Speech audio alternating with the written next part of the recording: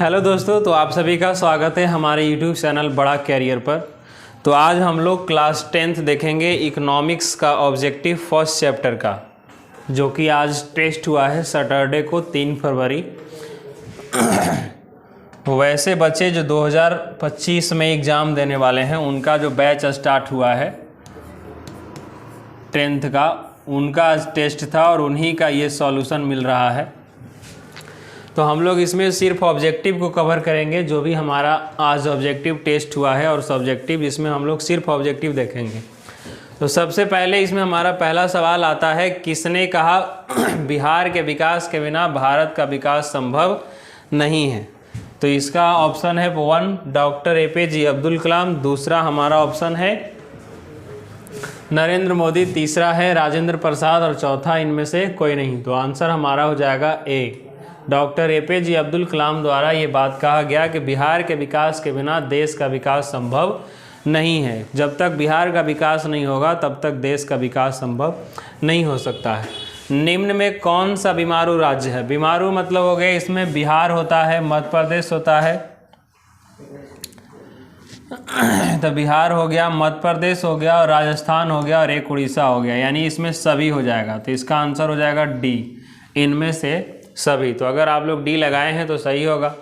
योजना आयोग को भंग कर कौन सा आयोग बनाया गया है? हमारे देश में 1950 ईस्वी में योजना आयोग का गठन किया गया था, जिसे अब हटा करके उसके जगह पे नीति आयोग बनाया गया है। तो आंसर हो जाएगा तीसरा का ए, नीति आयोग। भारत में योजना आयोग का गठन कब किया गया था? 15 मार्च 1950 ईस्वी को योजना आयोग का गठन किया गया, जिसे भंग करके अब उसका नाम हो गया है नीति आयोग। क्या हो गया है? नीति आयोग। तो अब हमारा आ गया नेक्स्ट सवाल, नीति आयोग यानी नीति आयोग का अध्यक्ष कौन होता है? तो नीति आयोग कहे या योजना आयोग कहे, दोनों का जो अध्यक्ष है पदेन प्रधानमंत्री यानी उस समय के प्रधानमंत्री होते हैं। तो ये हमारा सी हो गया, आंसर 5 का सी। भारत में नीति आयोग की स्थापना कब हुई? जो हमारा भारत में नीति आयोग की स्थापना हुई है, पहले तो हमारा योजना आयोग था, लेकिन इसी का नाम बदलकर नीति आयोग किया गया और इसकी स्थापना 1 जनवरी 2015 ईस्वी को किया गया था। तो भारत में विकास की नीति कौन सी संस्था बनाती है? तो विकास की नीति कौन सा संस्था बनाता है? इसमें ऑप्शन ए है योजना आयोग, दूसरा है राष्ट्रीय विकास परिषद और तीसरा है नीति आयोग। तो इसमें आंसर हो जाएगा नीति आयोग, क्योंकि वो योजना आयोग का बदल चुका है। तेलंगाना राज्य का गठन कब किया गया है? तेलंगाना राज्य का गठन कब किया गया है? तो इसका आंसर हो जाएगा 2 जून 2014, यानी ए हो जाएगा आपका आंसर 8 नंबर का। 9 नंबर सवाल कहता है कि मानव की न्यूनतम आवश्यकता क्या है? तो मानव को जीने के लिए न्यूनतम आवश्यकता क्या है?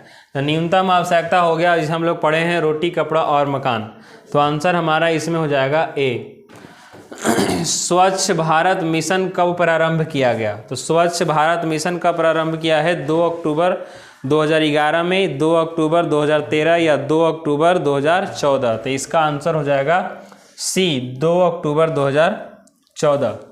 अब हम लोग आगे देख रहे हैं, इसमें प्रधानमंत्री उज्ज्वला योजना कब प्रारंभ की गई? यानी उज्ज्वला योजना, जिसमें गरीब महिलाओं को फ्री में गैस कनेक्शन यानी जो सिलेंडर का कनेक्शन होता है वो दिया गया था। तो ये इसी का नाम है उज्ज्वला योजना, और इसकी शुरुआत की गई है 1 मई 2016 ईस्वी को, यानी आंसर 11 का हो गया डी, 1 मई 2016 ईस्वी को। भारत में राज्यों का पुनर्गठन कब हुआ है? राज्यों का पुनर्गठन हुआ हमारे यहाँ 1956 ईस्वी में, यानी बी होगा आंसर इसका। अर्थव्यवस्था के कितने प्रमुख क्षेत्र है? तो अर्थव्यवस्था के 3 प्रमुख क्षेत्र है, यानी प्राथमिक क्षेत्र, द्वितीयक क्षेत्र और तृतीयक क्षेत्र। प्राथमिक क्षेत्र में हम लोग कृषि क्षेत्र को रखते हैं और उससे संबंधित विभिन्न प्रकार के जो भी हमारे यहाँ कृषि से संबंधित उत्पाद है, डेयरी वगैरह, ये सब भी हम उसी में रखते हैं। मछली पालन हो गया, मुर्गी पालन हो गया, ये विभिन्न प्रकार के जो भी है वो सब कृषि क्षेत्र में रखा गया है। दूसरा होता है औद्योगिक क्षेत्र, जिसमें उद्योग धंधे एवं निर्माण उद्योग आते हैं। और तीसरा होता है तृतीयक क्षेत्र, जिसमें सेवा क्षेत्र को मूलतः उसमें रखा गया है। तो इसका आंसर हो गया 3। कहता है निम्न में कौन से देश में मिश्रित अर्थव्यवस्था है। मिश्रित अर्थव्यवस्था वैसा अर्थव्यवस्था जिसमें पूंजीवादी अर्थव्यवस्था और मिश्रित समाजवादी अर्थव्यवस्था दोनों के गुण समान रूप से विद्यमान होते हैं यानी पाए जाते हैं, उसको मिश्रित अर्थव्यवस्था कहते हैं। और ऐसा हमारे यहाँ हमारा ही देश है, वो देश है भारत। तो निम्न में कौन प्राथमिक क्षेत्र कहा जाता है। तो प्राथमिक क्षेत्र अभी समझाया गया आपको कि कृषि क्षेत्र को कहा जाता है प्राथमिक क्षेत्र।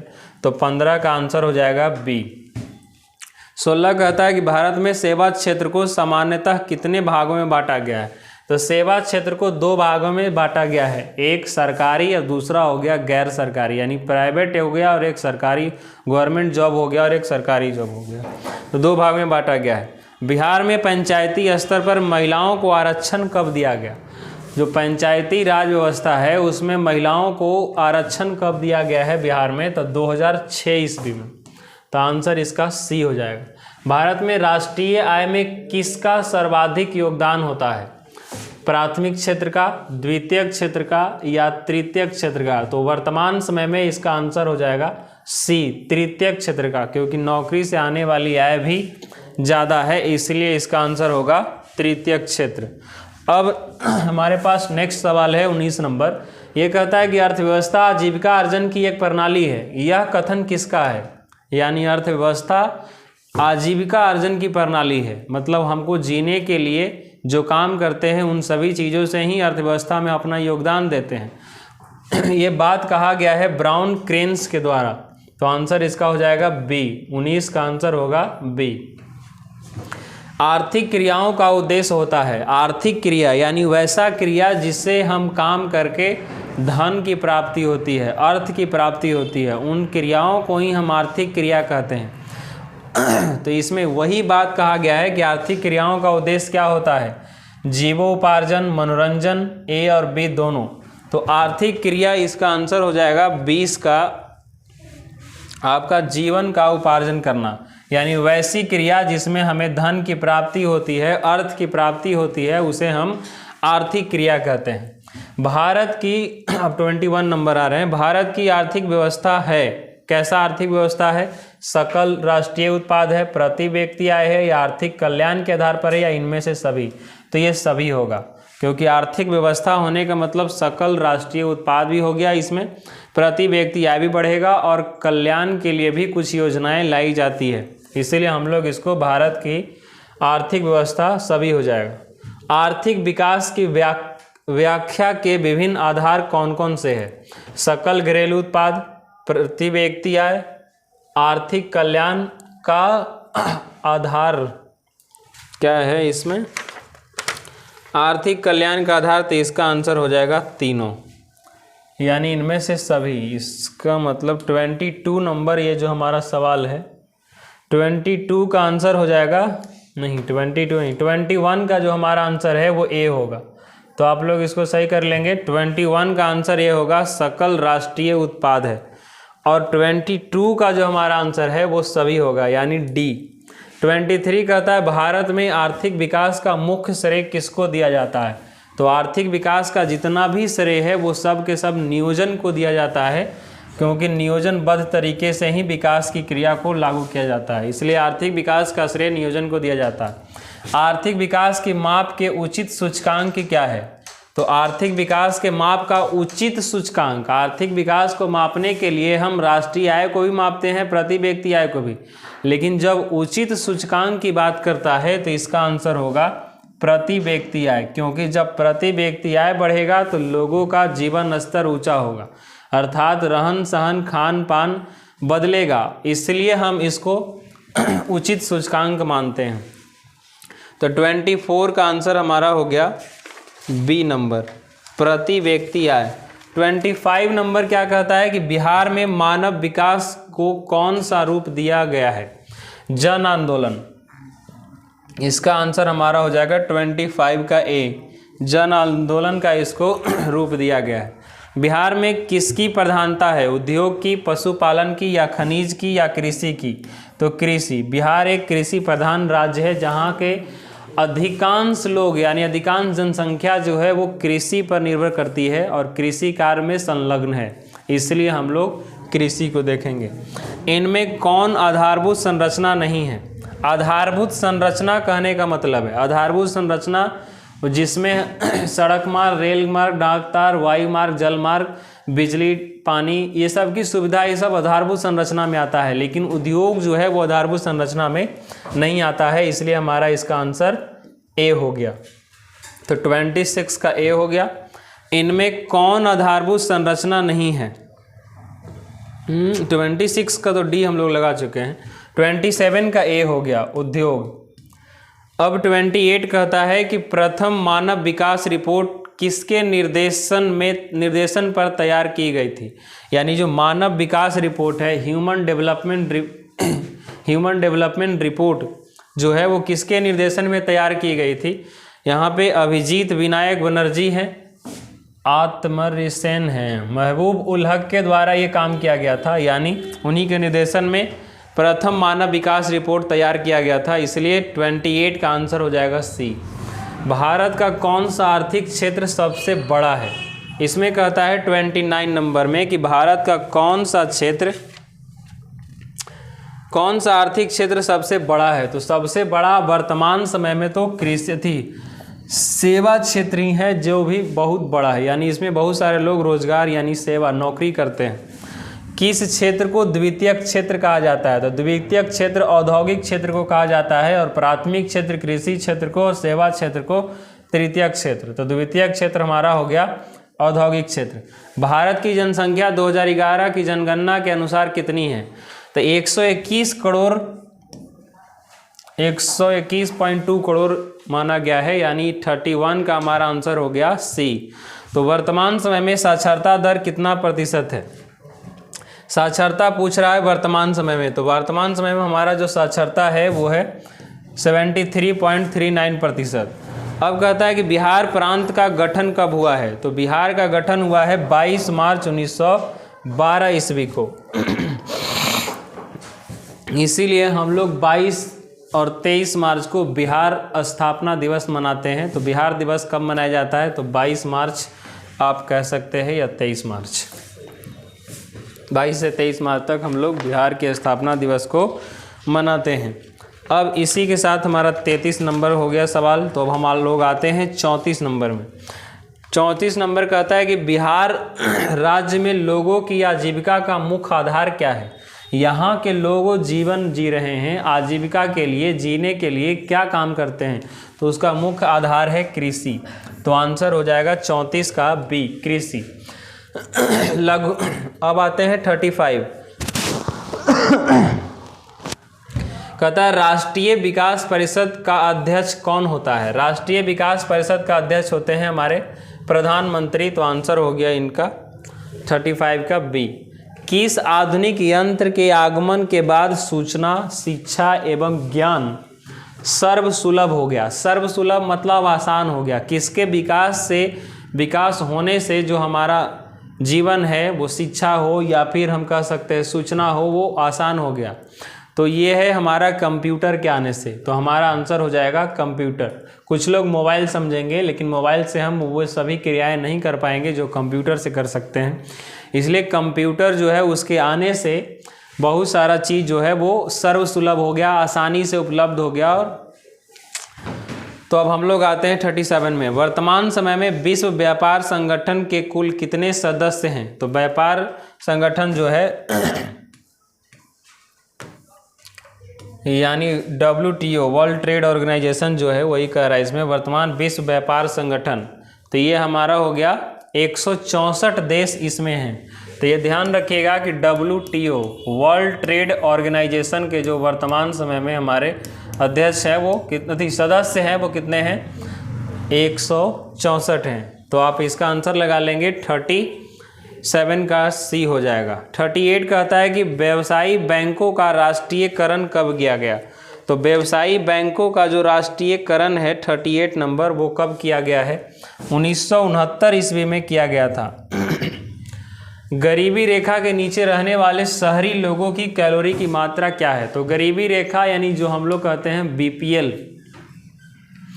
और APL जो होता है, तो BPL जो हमारे शहरी क्षेत्र के लिए है वो एक दिन में 2100 कैलोरी एनर्जी डिफाइन किया गया है और ग्रामीण क्षेत्रों के लिए 2400 कैलोरी काम किया गया है, क्योंकि वो शारीरिक काम करते हैं और शारीरिक काम के आधार पर ही उनके लिए कैलोरी की मात्रा बढ़ा दी गई है 2400 कैलोरी, जबकि शहरी लोग जो मानसिक ज़्यादा काम करते हैं मानसिक तौर पर, इसलिए उनका जो हमारे पास कैलोरी है जो वो 2100 होगा, यानी 39 नंबर का हो गया हमारे पास ए आंसर, और 40 नंबर जो कि ग्रामीण क्षेत्र की बात करता है तो इसके लिए भी आंसर ए हो जाएगा 2400।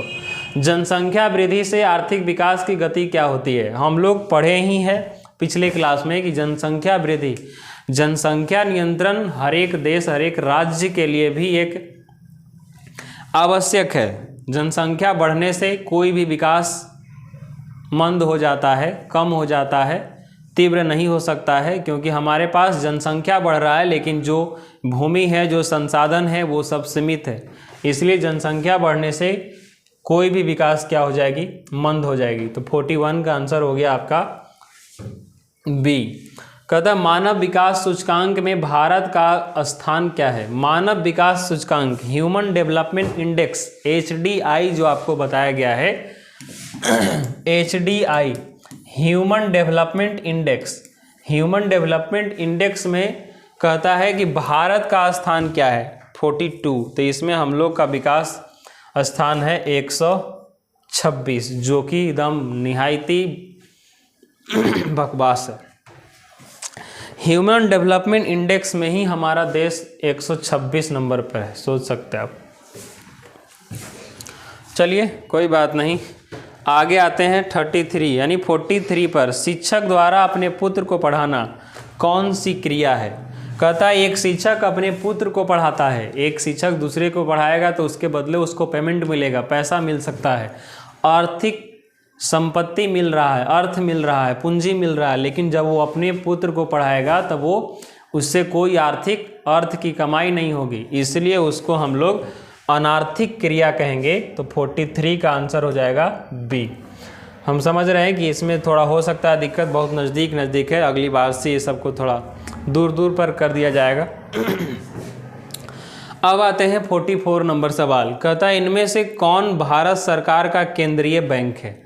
तो केंद्रीय बैंक, बैंकों का बैंक कहें या केंद्रीय बैंक कहें, तो भारत का बैंक जो है, बैंकों का बैंक, वो है RBI, reserve bank of India, जो कि इसका शाखा मेन ब्रांच हमारा जो मुंबई में है तो RBI है। इसे बैंकों का बैंक कहा जाता है RBI को।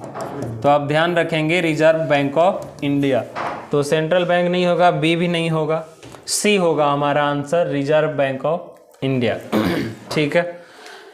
अब आता है इनमें किसका अर्थव्यवस्था में योगदान नहीं होता है? हमारे पास 4 ऑप्शन है। कहता है कि किसका इसमें अर्थव्यवस्था में योगदान नहीं होता है?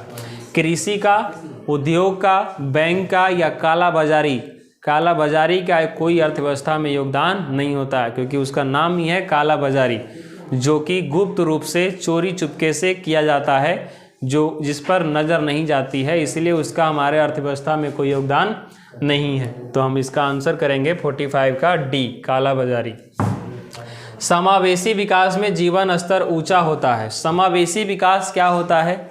समावेशी विकास से तात्पर्य आप क्या समझते हैं? तो समावेशी विकास वैसा विकास है जिसमें समाज के सभी वर्गों का विकास होना जरूरी है। तो हम लोग इसके आधार पर आंसर देंगे समाज के सभी वर्गों का, यानी सी आंसर होगा। ए कहता है कुछ लोगों का, बी कहता है समाज के कुछ वर्गों का, लेकिन नहीं, समावेशी विकास मतलब समाज के सभी वर्गों का विकास होता है, उसे कहते हैं। तो आंसर हो गया सी। कहता है रेलवे बजट को किस वित्तीय वर्ष में सामान्य बजट में समावेशी विकास किया गया है? 46 नंबर है ना, 46 नंबर सवाल कहता है रेलवे बजट को किस वित्तीय वर्ष में सामान्य बजट में समावेशी किया गया है? तो इसका आंसर हो जाएगा 2017 से 18, इस वर्ष में इसको समावेशी किया गया था।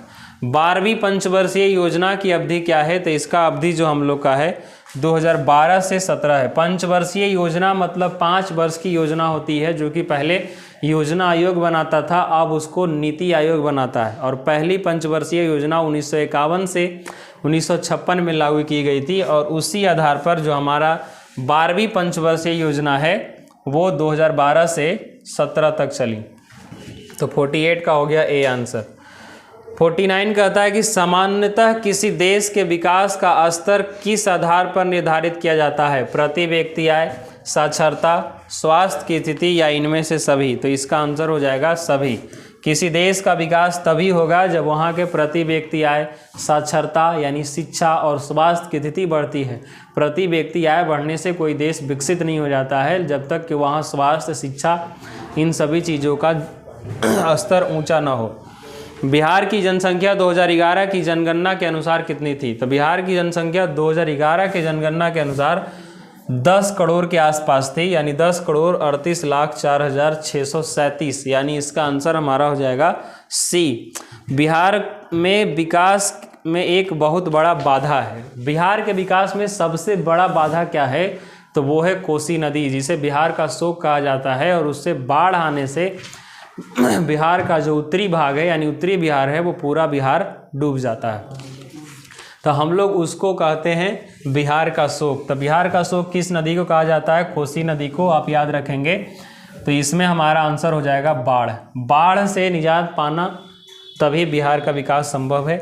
कहता प्रथम पंचवर्षीय योजना कब हुआ है? 1951 में, यानी हमारा आंसर हो गया सी 52 का। भारत की आर्थिक व्यवस्था है कैसी है? भारत की आर्थिक व्यवस्था पीछे देखे बाबू, हम लोग मिश्रित अर्थव्यवस्था है। हम लोग मिश्रित अर्थव्यवस्था में जीते हैं, जहाँ कुछ सरकारी चीज़ें भी है, कुछ प्राइवेट चीज़ें भी है, दोनों है, इसलिए इसको मिश्रित कर रहे हैं। वर्तमान समय में आर्थिक विकास में किस क्षेत्र का योगदान सर्वाधिक है? वर्तमान समय का बात करता है तो सेवा क्षेत्र का योगदान जो है वो बहुत ज़्यादा है। पहले के ज़माने में यानी पहली पंचवर्षीय योजना में जो हमारा आर्थिक विकास में सबसे ज़्यादा योगदान कृषि को हुआ करता था। राष्ट्रीय जो हमारा होता था राष्ट्रीय आय, उसमें भी योगदान सेवा थी, कृषि क्षेत्र का होता था। पहला मानव विकास सूचकांक किस अर्थशास्त्री ने किया? यानी हम लोग पीछे ही देखे हैं ना, किस अर्थशास्त्री ने किया था? महबूब उल हक ने किया था, इसलिए इसका आंसर बी हो गया। 56 कहता है विकास दर के मामले में कौन सा राज्य अग्रणी है? किस राज्य का भारत में सबसे ज़्यादा विकास है, सबसे आगे है? तो वो राज्य हमारा गुजरात है, क्योंकि यहाँ बहुत सारा इंडस्ट्रियल एरिया है हमारा गुजरात। अनेकों प्रकार के फैक्ट्री है जो कि गुजरात में स्थित है। अब आते हैं 57 में। कहता है मानव विकास के मामले में सर्वोच्च राज्य कौन है? मानव विकास, जहाँ विकास सबसे अधिक हुआ है। मानव का विकास मतलब वहाँ साक्षरता दर अधिक है, लोग पढ़े लिखे ज़्यादा हैं, वहाँ का मानव का विकास ज़्यादा हुआ है, तो वैसा राज्य है केरल। आप केरल के बारे में एक चीज़ और जानिए, जितना ज़्यादा साक्षर राज्य है, सबसे ज़्यादा वृद्धाश्रम जो है वो केरल में ही मिलता है। इसलिए इस बात को ध्यान रखना, पढ़ने लिखने से सब कुछ नहीं होता है, हमारे पेरेंट्स का भी ख्याल रखना हमारी जिम्मेदारी होती है। तो केरल जो ऐसा राज्य है भारत का जहाँ सबसे ज़्यादा वृद्धाश्रम है, वहाँ के लोग पढ़े लिखे हैं और जॉब के चक्कर में विदेश चल जाते हैं और अपने माँ बाप को छोड़ देते हैं, जिससे मजबूर होकर वो लोग वृद्धाश्रम की ओर चले जाते हैं। 58 नंबर कहता है भारत में पहला मानव विकास रिपोर्ट कब जारी हुआ? मानव विकास रिपोर्ट यानी ह्यूमन डेवलपमेंट रिपोर्ट जो है वो जारी हुआ था 2002 में हुआ था। तो ये हमारा इसका आंसर हो गया 2002। फिर कहता है 2011 के जनगणना के अनुसार, जनसंख्या के अनुसार बिहार में कुल कितने प्रतिशत लोग साक्षर थे? यानी जो हमारा जनसंख्या बिहार का था लगभग 10,38,06,400 कुछ, इसमें कितना परसेंट लोग साक्षर थे? साक्षर मतलब पढ़े लिखे।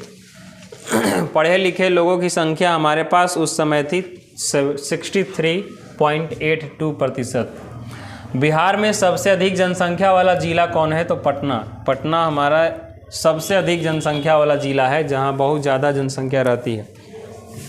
सबसे कम जनसंख्या वाला जिला है बिहार का शिवहर। जहाँ जनसंख्या कम है और इसका प्रति व्यक्ति आय भी कम है शिवहर का। बिहार में लिंगानुपात, लिंगानुपात कहने का मतलब होता है कितने स्त्री पर कितने पुरुष हैं, उसी को लिंगानुपात कहा गया है। तो लिंगानुपात बिहार में होता है 916:1000 है, मतलब 916 स्त्री हैं और 1000 उन पर पुरुष है, इसीलिए इसको कहा गया है लिंगानुपात में हमारा यही हाल। भारत की प्रति व्यक्ति आय 2004 के आंकड़ों के अनुसार कितनी थी, यानी 2004 के आंकड़ों के अनुसार भारत का, इसमें आपको पता करना है प्रति व्यक्ति आय। तो भारत का प्रति व्यक्ति आय था उस समय, आप जा पढ़े होंगे 28,000 रुपया, 28,000 रुपया प्रति वर्ष। तो ये हो गया 11वीं पंचवर्षीय योजना। तो 12वीं पंचवर्षीय योजना 12 में आया था, तो 11वीं आएगा उससे पहले, यानी 2007 से 12 में। राष्ट्रीय विकास परिषद का गठन कब हुआ था? तो राष्ट्रीय विकास परिषद का गठन हुआ था 1952 ईस्वी में। अंतर्राष्ट्रीय साक्षरता दिवस कब मनाया जाता है? तो अंतर्राष्ट्रीय साक्षरता दिवस 5 सितंबर को मनाते हैं, या 8 सितंबर को मनाते हैं। 5 सितंबर टीचर्स डे, शिक्षक दिवस मनाया जाता है, जबकि साक्षरता दिवस जो है वो कब मनाया जाता है? 8 सितंबर को। तो इसमें आपको 66 ऑब्जेक्टिव फर्स्ट चैप्टर से केवल करवाया गया है, इससे ज़्यादा आपसे इस चैप्टर से ऑब्जेक्टिव नहीं आ सकता है। तो आप इसको बढ़िया ढंग से मिला लीजिएगा और आप अपने नंबर कितना आपका सही हो रहा है वो अपना नाम लिख करके कमेंट में कर सकते हैं। फिर हम लोग नेक्स्ट वीडियो में मिलते हैं, तब तक के लिए धन्यवाद।